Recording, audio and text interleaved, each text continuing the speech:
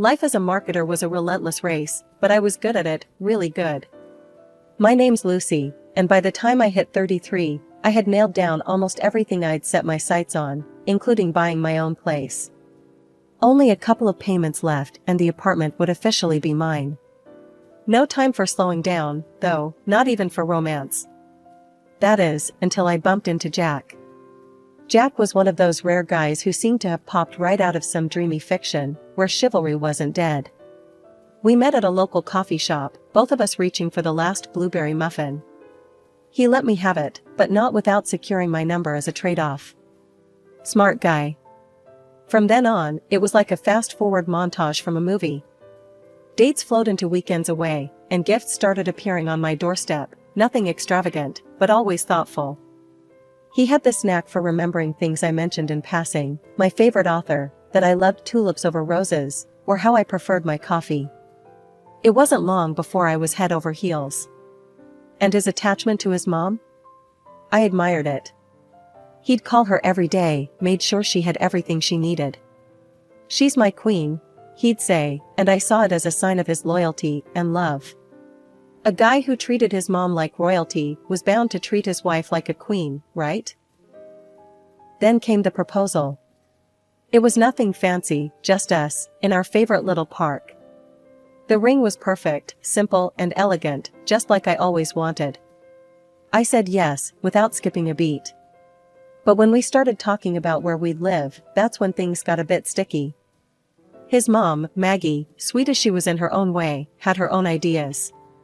She wanted us to move in with her. Jack broached the topic gently one evening, while we were cleaning up after dinner in my apartment. "Lucy, babe, Mom suggested we move in with her. Saves money, and she'd love the company," he said, drying a plate and not quite meeting my eyes. I put down the dish I was washing, water still running. "Jack, I love your mom, you know I do. But babe, we need our own space. Just us." He looked conflicted but nodded.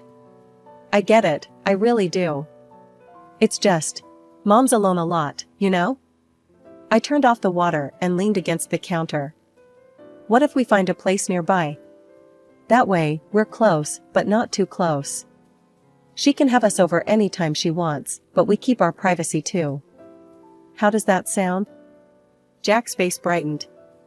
"Yeah, that could work. I'll talk to her about it." And so, we compromised. We found a rental not 10 minutes from Maggie's place. It seemed ideal. I figured over time, as we settled into married life, Jack's attachment might shift more towards our little unit.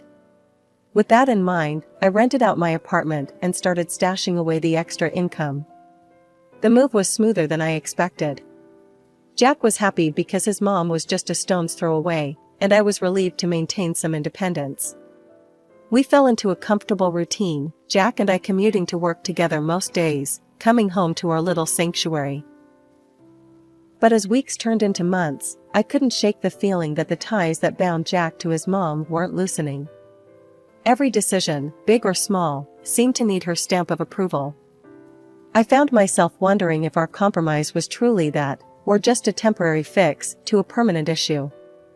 Life was bustling as usual, my marketing job keeping me on my toes during the day, and the new marital home chores waiting each evening. Things took a sharp turn when Maggie fell sick.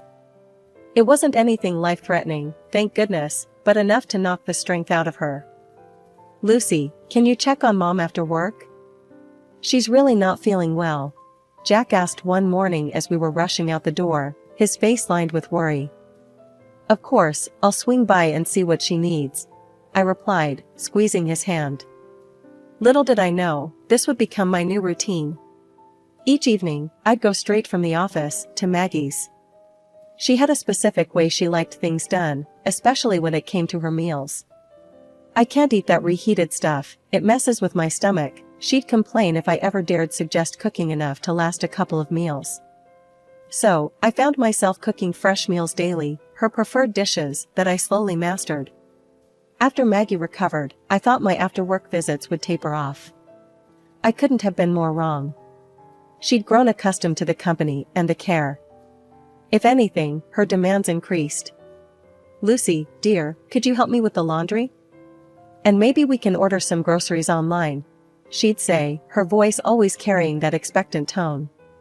I did all that and more, picking up her orders, driving her to shops, and every beauty appointment she made. Weekends were no exception. Jack and I spent most of our Saturdays and Sundays at Maggie's, trying to make up for all the family time she missed when Jack's brother cut her off. One particularly exhausting Sunday evening, after a day filled with errands and family gatherings all centered around Maggie's needs, I collapsed on our couch, feeling more like a caretaker than a wife. "Jack, we need to talk," I started, my voice heavy with fatigue. "I love your mom, but I need some space, some time for us." Jack sat beside me, his expression tense. "Lucy, Mom's all alone. You know what happened with my brother. I can't just abandon her. She relies on us." I knew about his brother, how he and his wife had moved away, cutting off all contact with Maggie after their wedding. Torn between my need for independence and my husband's loyalty to his mother, I felt isolated.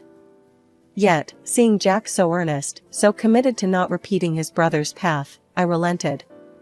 "Okay, Jack. We'll keep things as they are for now," I conceded, trying to mask my disappointment.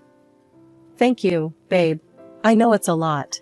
We'll figure something out, I promise," he said, pulling me into a hug that felt both comforting and confining. As days turned into weeks, my after-work routine remained unchanged. Maggie's house became a second job, one that paid in tired smiles and a sense of duty. My own dreams and desires took a back seat, tucked away like the old novels I no longer had time to read. A year has passed since that conversation, but nothing much had changed.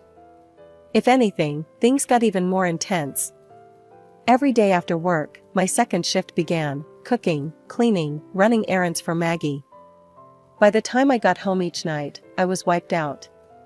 One evening, sprawled on our couch with aching feet propped up, I broached a subject that had been on my mind for a while. "Jack, don't you think it's time we think about having our own little family?" I asked, trying to sound as casual as possible, despite the butterflies in my stomach. Jack's face lit up, a stark contrast to my tired expression.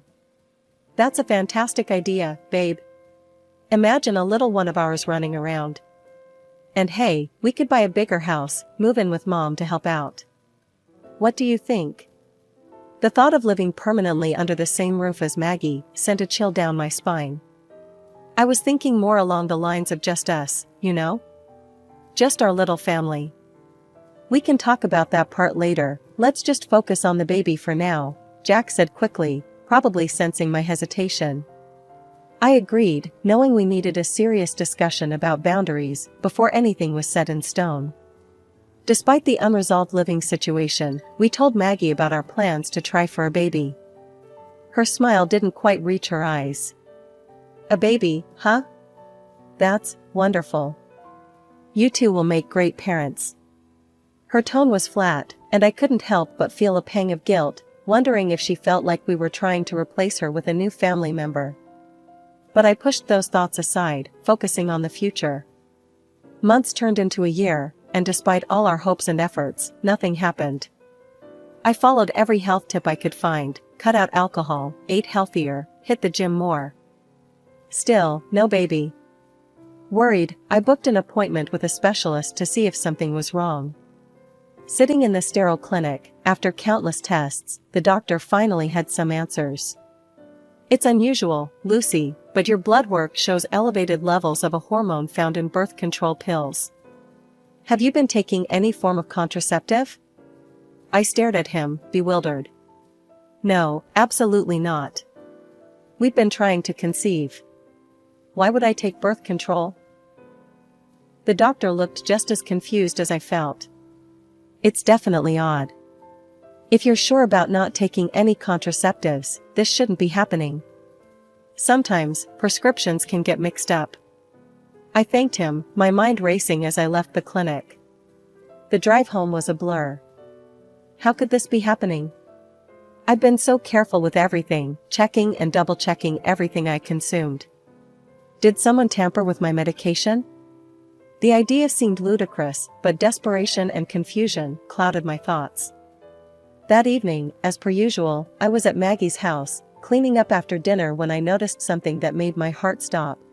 An empty package of birth control pills peeking out from underneath some other trash in the bin. The room spun a little as I pulled it out, examining it. This had to be a mistake.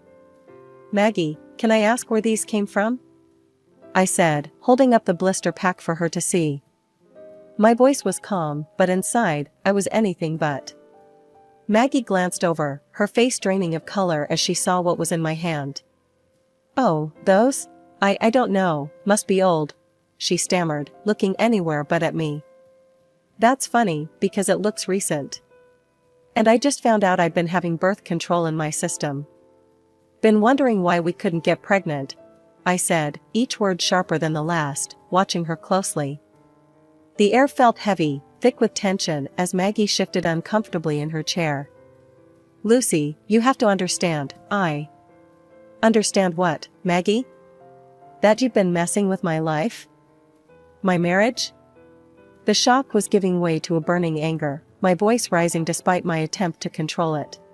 Maggie sighed, a long, weary sound. "It's just, if you had a baby, then you'd stop coming around as much. Jack would stop.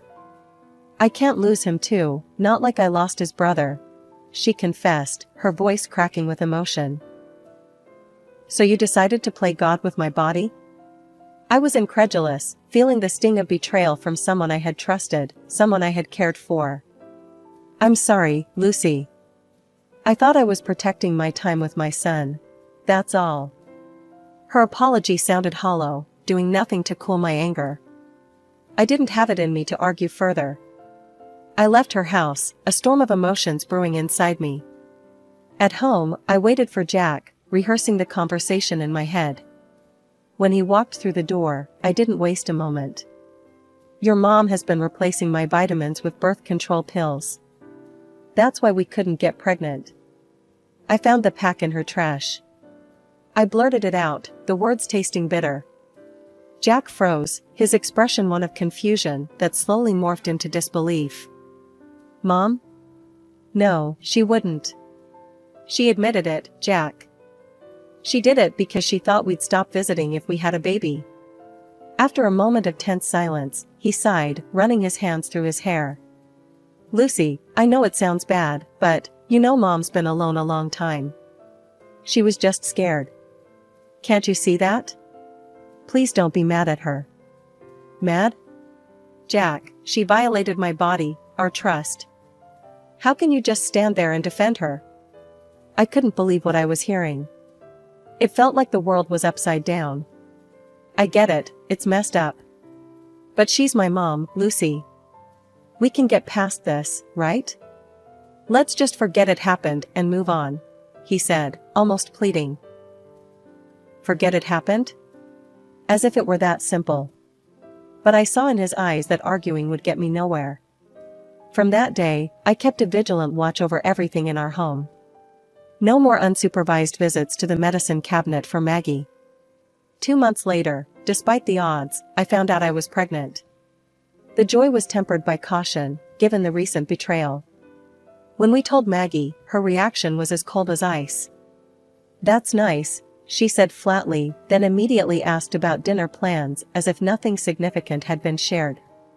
Prepping for the birth of my baby became my new project, as intense as any marketing campaign I'd ever run.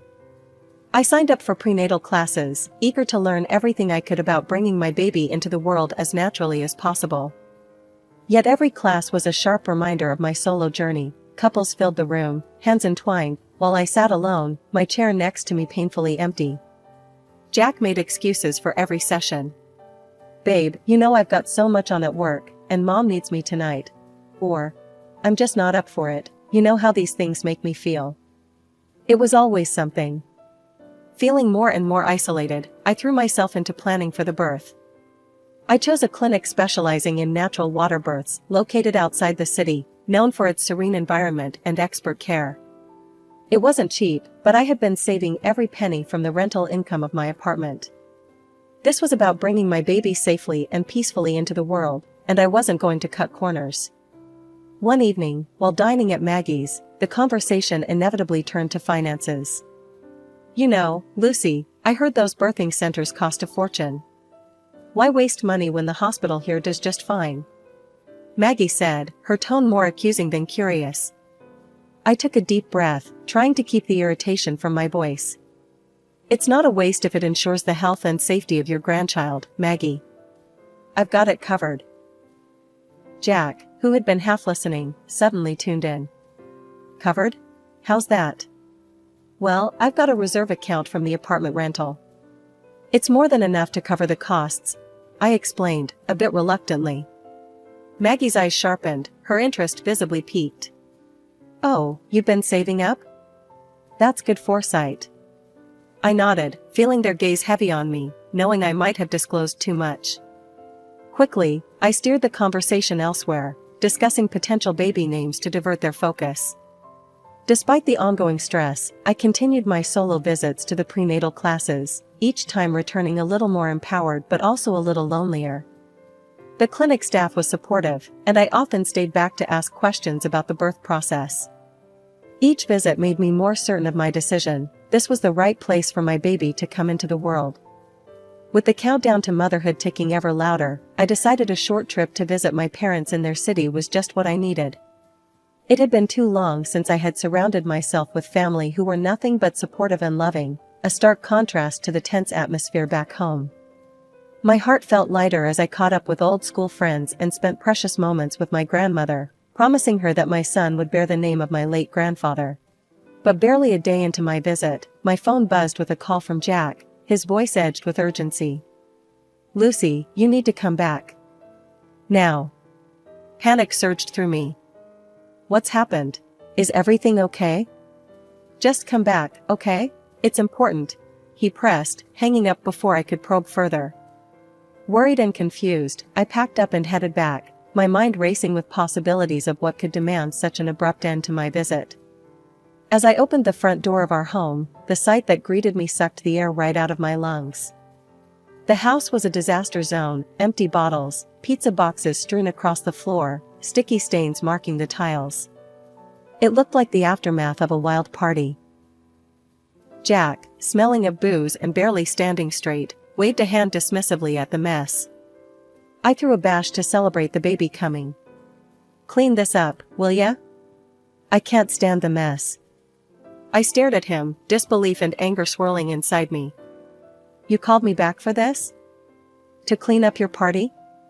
Why couldn't you handle it?" He shrugged, a sloppy grin on his face. "Come on, Lucy. Don't be like that. It was a party for our kid." "A party that I wasn't even here for," I snapped back, my energy draining just thinking about the cleanup ahead. With a heavy heart, I started cleaning. Jack had already stumbled to our room, leaving me to deal with the chaos alone. The physical strain of bending, lifting, and scrubbing was immense, especially being so far along in my pregnancy. By the time I finished, my body ached, and I felt contractions starting, a sharp reminder that the baby was almost here. The next morning, labor kicked in full force. Alone and scared, I called a taxi to take me to the clinic. Jack, barely awake and nursing a hangover, mumbled something about meeting me there later. At the clinic, surrounded by medical staff, but devoid of the emotional support I so desperately needed, I gave birth to a beautiful baby boy. The pain of labor paled in comparison to the ache in my heart from doing it without Jack by my side. He showed up hours later, his congratulations feeling hollow and forced. "I'm here now, huh? Let's just focus on the little guy," he said, avoiding my eyes. The coldness in his voice stung, but nothing hurt more than Maggie's reaction, or lack thereof. When I called her with the news, her response was curt. "A baby shouldn't be shown off until he's at least a month old. Keeps away the bad vibes." Her words, so devoid of warmth, didn't surprise me as much as they should have. In a way, I was relieved. No visits from her meant one less thing to worry about. After what felt like an eternity, I finally brought my baby boy home from the clinic. The quiet of the house was a stark contrast to the chaotic events of the past few weeks. Despite the calm, an undercurrent of tension lingered, especially with Jack's nonchalant revelation that his mother had taken off on a vacation. A few days into adjusting to motherhood, I received the clinic bill. My heart sank when I saw the balance due, $5,000 more than what the insurance covered. Confident about my financial backup, I logged into my account to transfer the funds, only to find the balance shockingly low. Way below what should have been over $50,000. Panic set in, my breaths quick and shallow. Dialing Jack with trembling hands, I braced for his explanation. "Jack, there's hardly any money left in the reserve account." "What happened?" His reply was casual, dismissive almost. "Oh, yeah, Mom needed some cash for her vacation. You know, to unwind and all." "Jack, are you telling me you gave our savings, over $40,000, to your mother? It's our son's future, Jack. How could you?" My voice rose, a mix of disbelief and rising anger. "Babe, come on. You're blowing this out of proportion. And anyway, you stopped cleaning up at Mom's place, she's tired." "She deserves some fun," he retorted. That was the final straw. His words echoed in my ears, each one chipping away at the last vestiges of patience I had for this marriage. By evening, I was sitting in front of a lawyer, divorce papers spread out in front of me. When Jack saw the papers, his reaction was not what I expected. No anger, no sadness, just a resigned, almost relieved, "All right then." He signed them with a steady hand, grabbed his coat, and left without another word, heading straight to his mother's place. Feeling a mix of liberation and deep sorrow, I decided it was time for me and my son to leave, at least for a while. We went to my parents' house, where I was greeted with warm hugs and soothing words, a stark contrast to the coldness of my now strained marriage.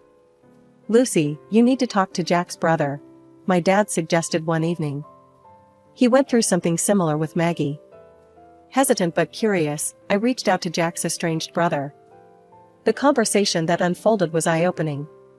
He told me about how Maggie had tried to control his wife's inheritance, how it tore their marriage apart until he chose his wife over his mother.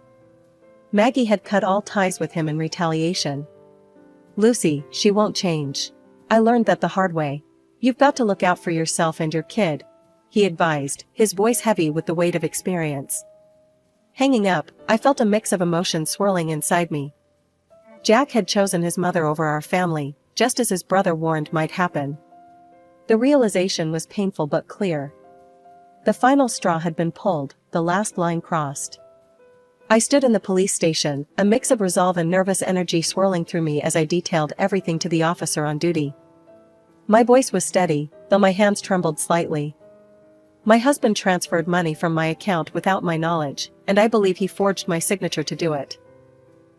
Over the following weeks, a full investigation unfolded.